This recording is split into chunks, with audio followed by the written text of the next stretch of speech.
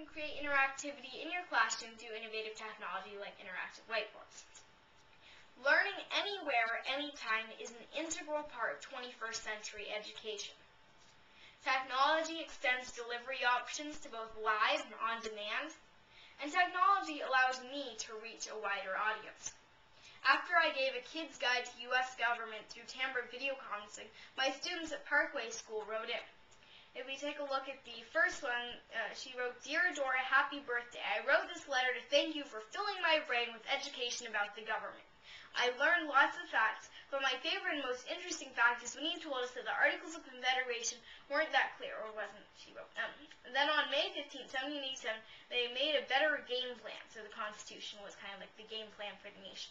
I had a lot of fun when we made the Declaration for Kids Voting.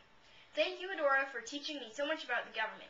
By the way, I forgot to ask you, what is a U.S. Senator's job and who is the current U.S. Senator? So they asked some good questions. I wrote back and I said, well, the current U.S. New York Senator, I had to actually look it up. And then I wrote where they could look it up. So, Dear Adora, I really enjoyed the video conference. I thought it was very interesting about 3 branches. And I was quite touched how they wrote into me about what they learned. And this is the ideal interaction where you interact with the students, they draw connections, and they draw a lot of meaning from that presentation, and then you're able to connect with them afterwards. So I really appreciated how much they had learned from that, and it was a great experience. Classroom tool number 7. You can use live distance learning tools like Tamber video conferencing to spread your message across the miles at any time from anywhere. You can see distance learning manifest in many different ways, from Illuminate to video conferencing. There are many different ways that you can accomplish this in your classroom. It's important to utilize modern online learning tools in the traditional brick-and-mortar classroom. This is the 21st century, and it's important to use 21st century tools. As a student who spends lots of learning time on the computer, and a teacher who uses many tech tools to design and deliver my courses to students, I have benefited a great deal from the innovations technology has provided. I have a reciprocal relationship with technology. It gives me the opportunity to learn and then share what I learn with other people. Only when we pay attention to how we learn can we really know how to teach.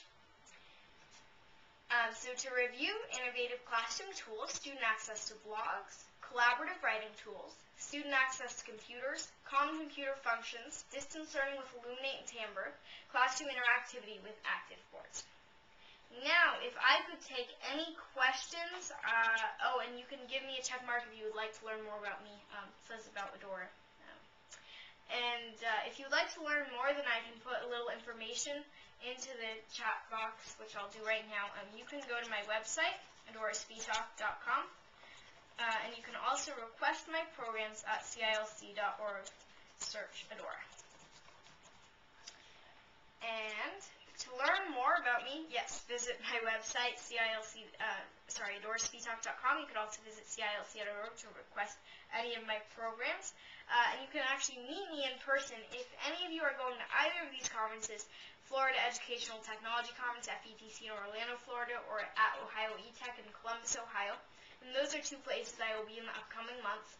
And you can also feel free to contact us, Joyce at adoraspeedtalk.com.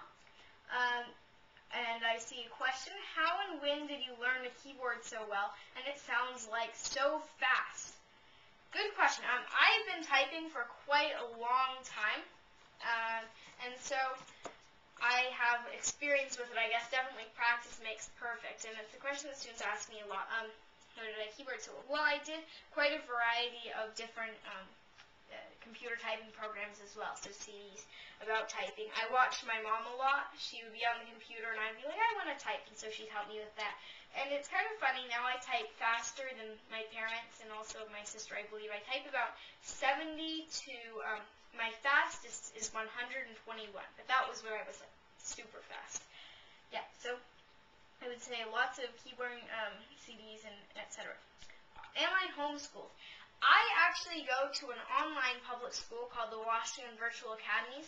So while it is a little, it's kind of almost blended learning, I would say, because we get our lessons online, but we also have field trips. We meet our classmates and teachers and homework, and so it's similar to a regular school in many ways, but it's a lot of it is delivered in an online format. By the time Adora graduates, she will be able to retire. Oh, yeah, that would be bad, actually. If I graduate when I'm 90 years old, I don't know about that. If I put away enough of a nest egg by then. No, but I wouldn't want to graduate late either. What are your plans still as a career? Well, I would like to continue my writing, and also I'd like to go into teaching full-time, so possibly teaching in a classroom. And then I would also like to go into journalism. The news has always been a real source of interest for me. I enjoy watching the news every day. And so being a journalist either on TV or in a newspaper or online would be a really great career for me, I think. So she will be making millions as an international speaker. That would be ideal, but I think 100,000 would be good enough for me. Although my mom says that I'm too, not going high enough with my ambitions. But a teaching journalist.